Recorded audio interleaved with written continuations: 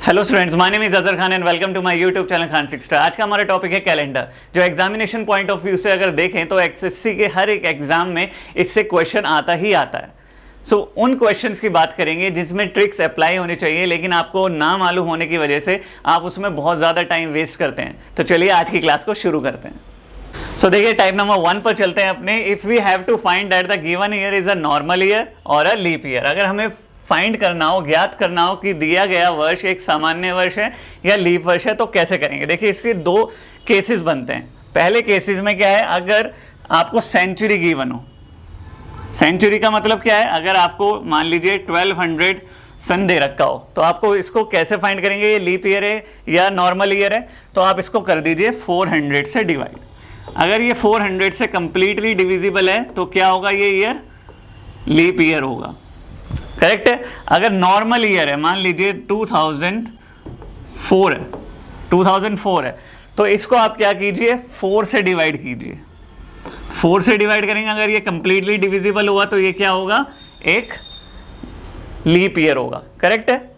अब चलते हैं इस पे, देखिए क्वेश्चन कर लेते हैं। एक क्वेश्चन है, which of the following is not a leap year. आपको फाइंड करना है ऑप्शंस में से, इसमें से कौन सा लीप ईयर नहीं है। तो कैसे फाइंड करेंगे, देखिए अब ये देखिए एक सेंचुरी है, 800 एक सेंचुरी, इसको डिवाइड करेंगे 400 से।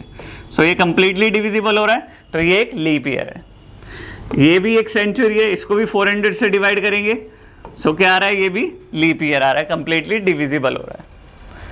अब देखिए 2012, ये एक सेंचुरी नहीं है, इसको हम डिवाइड करके देखेंगे 4 से, तो ये कंप्लीटली डिविजिबल नहीं हो रहा है। इसका मतलब ये क्या है, सी जो है हमारा करेक्ट ऑप्शन है, ये एक लीप ईयर नहीं होगा। देखिए 2012 को डिवाइड बाय 12 करके देखेंगे तो कंप्लीटली डिविजिबल हो रहा है, तो ये भी एक क्या होगा, लीप ईयर होगा। ठीक है। तो सेंचुरी हो तो 400 से डिवाइड कीजिए, अगर सेंचुरी नहीं हो तो 4 से डिवाइड कीजिए। तो सिंपली आप पता लगा सकते हैं कि ये गिवन ईयर जो है वो लीप ईयर है या नॉर्मल ईयर है। अब चलते हैं अपने टाइप नंबर 2 पर।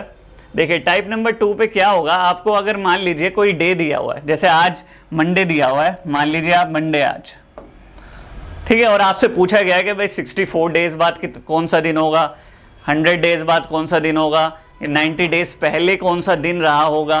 तो वो आपको अगर फाइंड करना है, देखिए पहले आफ्टर वाला कर लेते हैं हम। 64 डेज बाद कौन सा दिन होगा, तो 64 को आप क्या कीजिए, डिवाइड बाय 7 कर लीजिए। डिवाइड बाय 7 करेंगे तो रिमाइंडर क्या आएगा, रिमाइंडर पे फोकस रखना है आपको। रिमाइंडर क्या आएगा, 1 आएगा। तो आप क्या कीजिए, मंडे में एक दिन ऐड कर दीजिए। ऐड करने का मतलब क्या है, देखिए Monday, Tuesday, Wednesday, Thursday, Friday, Saturday, Sunday. Monday में एक दिन ऐड करने का मतलब क्या है, उससे नेक्स्ट डे, यानी कि इस दिन क्या होगा, ट्यूसडे होगा आफ्टर 64 डेज, राइट।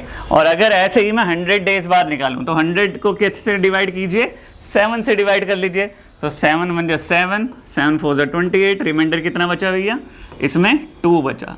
अब 2 का मतलब क्या है भाई, +2 करना। मंडे है आज तो क्या होगा, 2 दिन बाद वेडनेसडे। यहाँ पर क्या आ जाएगा, वेडनेसडे। ये 2 एग्जाम्पल हमने आफ्टर के कर लिया। अब बिफोर का कर लेते हैं भाई, 90 डेज पहले कौन सा दिन रहा होगा, ठीक है, बिफोर का। तो इसमें भी सेम वही करना है आपको, 90 से डिवाइड कर देना है 90 को 7 से।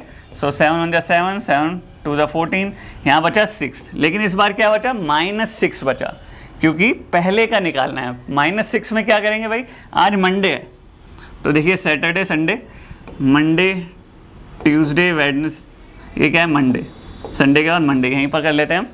अब -6 जाना है तो भाई 1 2 3 4 5 6, ठीक है, तो ट्यूसडे आ गया। यहाँ पर क्या आ जाएगा हमारा आंसर, ट्यूसडे। सिंपली ये आपको करना है 7 से डिवाइड करके और चेक फाइंड कर लेना है कौन सा दिन कितने दिन बाद होगा। अब चलते हैं अपने टाइप नंबर 3 पर। देखिए टाइप नंबर 3, जब सिचुएशन हो if years are different and rest of the dates are same. अगर आपको कंप्लीट डेट जो है, यानी कि जो तारीख है और जो मंथ है वो सेम दिया हुआ हो दोनों, और ईयर डिफरेंट हो, तो आपको डे कैसे फाइंड करना है। देखिए इस दिन आपको सैटरडे गिवन है, तो 1998 सेम डेट को कौन सा डे होगा ये फाइंड करना हो तो सिंपल आप क्या कीजिए भाई, 1993 से आपको जाना है 1998 में। करेक्ट है। तो कितने ईयर का डिफरेंस है, 5 का। यहाँ पर आप +5 कर दीजिए। अब आप चेक कीजिए कि इनके बीच में कोई लीप ईयर तो नहीं है। देखिए 1994, 1995, 1996, 1997। देखिए 1996 एक लीप ईयर है। कैसे? 1996 को मैं 4 से डिवाइड करूंगा तो ये कम्प्लीटली डिविजिबल हो जाता है भाई। लास्ट की 2 डिजिट चेक कर ली, ठीक है। तो इसका मतलब अगर एक लीप ईयर निकला है तो एक और ऐड कर दूंगा मैं।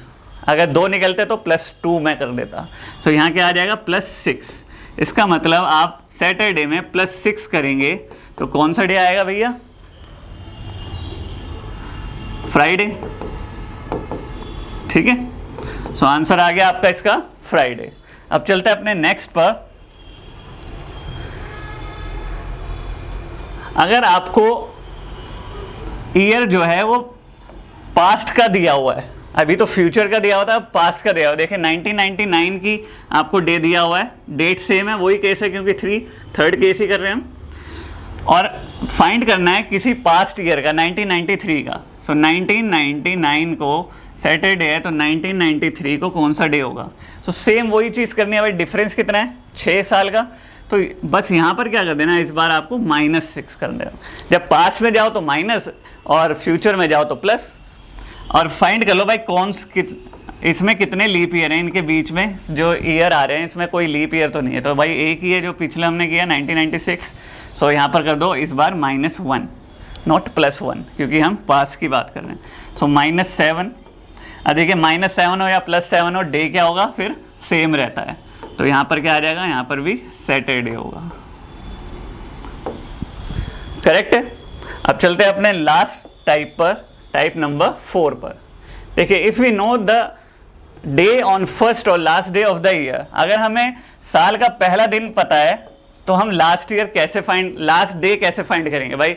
मान लीजिए 2022 का मैं मान लेता हूँ, हो ना हो संडे था भाई। पहला दिन जो था, फर्स्ट डे ऑफ 2022 संडे था, तो लास्ट डे 2022 का क्या होगा? तो आप सबसे पहले क्या करेंगे भाई, ये पता लगाइए कि ये जो साल दिया हुआ है आपको, वो लीप ईयर है या नॉर्मल ईयर है। तो हमें पता है कैसे फाइंड करते हैं भाई, 4 से डिवाइड करके, क्योंकि सेंचुरी नहीं है तो ये लीप ईयर नहीं है। अगर लीप ईयर ना हो तो क्या होता है, ये जो डे है वो सेम आएगा।